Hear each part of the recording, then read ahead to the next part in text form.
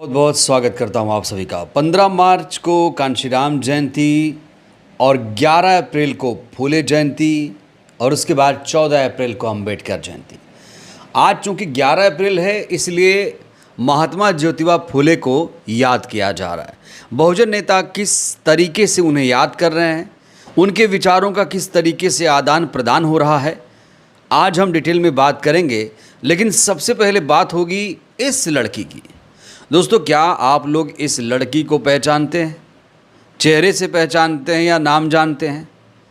नाम तो सुना होगा। इनका नाम है रोहिणी घावरी। रोहिणी घावरी चर्चा में तब आई जब इन्होंने चंद्रशेखर आज़ाद पर गंभीर आरोप लगाए। ऐसे ऐसे आरोप लगाए कि मामला महिला आयोग तक पहुंचा। हालांकि इनके केस में अभी तक कुछ भी नहीं हुआ, लेकिन अब जो खबर सामने आ रही है उसने पूरी साजिश का पर्दाफाश कर दिया है। दोस्तों, खबर ये आ रही है कि रोहिणी घावरी उत्तर प्रदेश की राजनीति में एक्टिव होने जा रही हैं।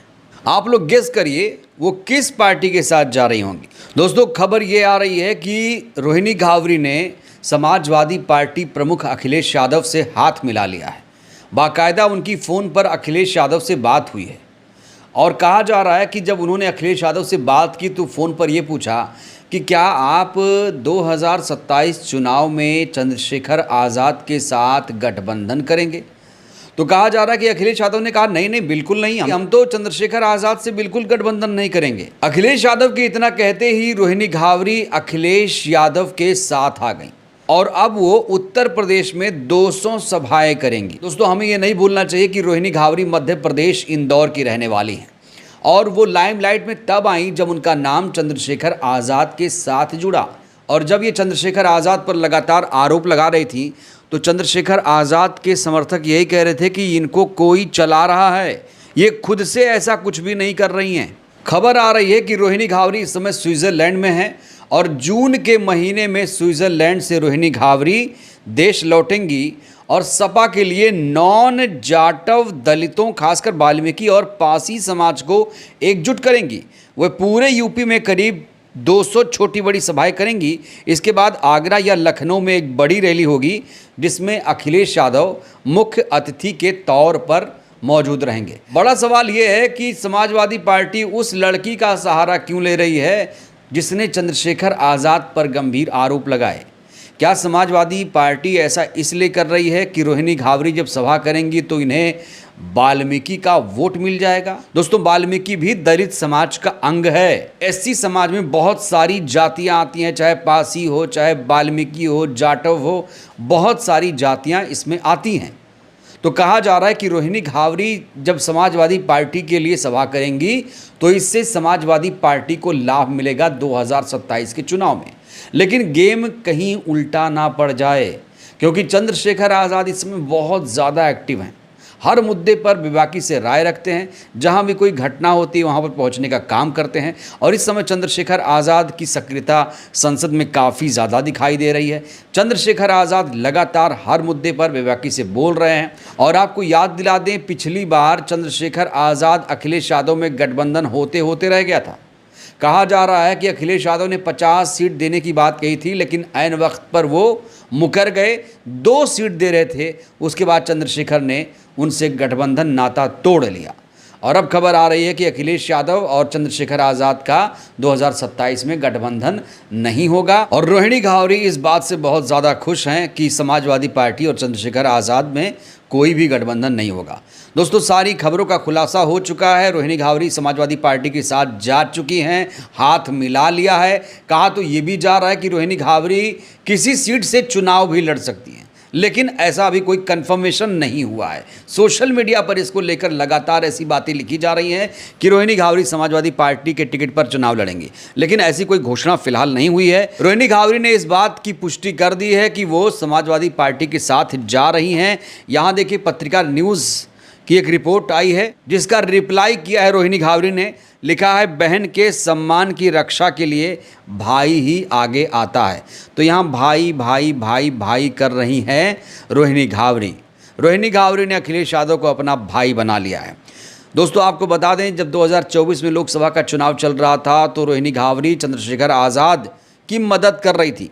ये बात चंद्रशेखर आज़ाद ने नहीं, रोहिणी घावरी खुद ये बात कई बार कह चुकी हैं कि वो चंद्रशेखर आज़ाद से घंटों फ़ोन पर बात किया करती थी, चुनाव के लिए रणनीति बनाने का काम करती थी, स्पीच में क्या होगा, भाषण कैसे दिया जाएगा, सारी प्रैक्टिस करवाती थी। लेकिन जब चंद्रशेखर आज़ाद सांसद बन गए तो चंद्रशेखर आज़ाद ने जो इनसे वादा किया था वो वादा नहीं निभाया और इसके बाद रोहिणी घावरी ने चंद्रशेखर आज़ाद के खिलाफ कई संगीन आरोप लगाए और अब रोहिणी घावरी समाजवादी पार्टी के साथ जा रही हैं। कहा तो ये जा रहा था कि रोहिणी घावरी बीएसपी के साथ जाएंगी, लेकिन वो समाजवादी पार्टी के साथ जा रही हैं। तो रोहिणी घावरी के इस कदम को आप लोग कैसे देखते हैं, ये ज़रूर बताइएगा।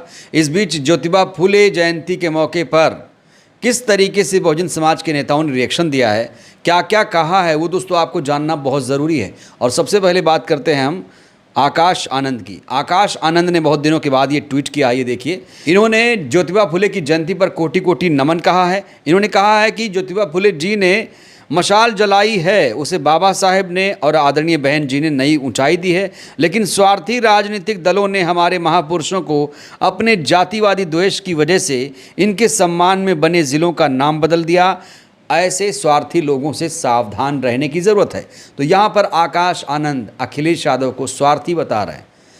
दोस्तों आपको बता दें, मायावती जी ने बहुजन महापुरुषों के नाम पर उत्तर प्रदेश में कई ज़िले बनाए थे, लेकिन समाजवादी पार्टी पर आरोप है कि उसने उन ज़िलों के नाम बदल दिए। अब आकाश आनंद भी वही कह रहे हैं कि ज्योतिबा फुले नगर जो ज़िला बनाया गया था, इस समाजवादी पार्टी सरकार ने उस ज़िले का नाम बदल दिया और ये लोग फुले विरोधी, अंबेडकर विरोधी, कांशीराम विरोधी हैं और ऐसे लोग सिर्फ स्वार्थ के लिए राजनीति करते हैं। तो जिस पार्टी के साथ रोहिणी घावरी गई हैं, उसी पार्टी के लिए क्या राय रखते हैं आकाश आनंद, ये आप लोगों ने सुना। अब चंद्रशेखर आज़ाद ने क्या कहा है दोस्तों, ये आपको बताना ज़रूरी है, क्योंकि चंद्रशेखर आज़ाद ने जो कुछ कहा है वही बहन जी ने भी कहा है। और लोग ये कह रहे हैं अब कि बहन जी क्या चंद्रशेखर आज़ाद की कॉपी कर रही हैं, खास तौर से जो मुद्दे उठाते हैं बाद में बीएसपी वो मुद्दा उठाती है। इसको लेकर दो उदाहरण सामने आया है। अगर मैं अभी की बात करूं, आज की बात करूं, तो आज चंद्रशेखर आज़ाद ने ज्योतिबा फुले की जयंती के मौके पर सुबह 8:17 पर, याद रखिएगा टाइमिंग, आप लोग नोट कर लीजिएगा, वेरीफाई कर लीजिएगा, जो बोल रहा हूँ सच बोल रहा हूँ। सुबह 8:17 पर चंद्रशेखर आज़ाद एक ट्वीट करते हैं ज्योतिबा फुले जयंती के मौके पर। लिखते हैं कि विद्या बिन मति गई, मति बिना नीति गई, नीति बिना गति गई, गति बिना वित्त गया, वित्त बिना शूद गए, इतने अनर्थ एक अविद्या ने किए। चंद्रशेखर आज़ाद ने अपने एक्स पर लिखा कि महिलाओं के उत्थान और शिक्षा के लिए सदैव संघर्षरत महान लेखक, क्रांति सूर्य, राष्ट्रपिता महात्मा ज्योतिबा फुले जी की जयंती पर उन्हें शत शत नमन और विनम्र श्रद्धांजलि। दोस्तों आपको जानकर ताज्जुब होगा कि जो बात चंद्रशेखर आज़ाद ने कही है वही बात बीएसपी चीफ ने कही है, क्योंकि चंद्रशेखर आज़ाद ने जहां 8:15 बजे ट्वीट किया, वहीं बीएसपी मायावती जी के ट्विटर हैंडल से 9:15 बजे, यानी करीब 1 घंटे के बाद कुछ ऐसा ही ट्वीट किया गया है, इसी भाषा में ट्वीट किया गया है। सबसे पहले तो ज्योतिबा फुले जी को नमन किया गया, उसके बाद वही बात लिखी गई है जो चंद्रशेखर आज़ाद ने अपने पोस्ट में लिखा। क्या? विद्या बिन मति गई। यहाँ आप देख सकते हैं, पूरी लाइनें मैं दोहराऊंगा नहीं। तो ये संयोग है या फिर प्रयोग? आखिर दोनों ने महात्मा ज्योतिबा फुले के उन्हीं विचारों को क्यों कोट किया? चंद्रशेखर आज़ाद भी वही बात लिखते हैं, मायावती जी भी वही बात लिखती हैं। हालांकि चंद्रशेखर आज़ाद वो बात पहले लिखते हैं, मायावती जी वो बात बाद में लिखती हैं।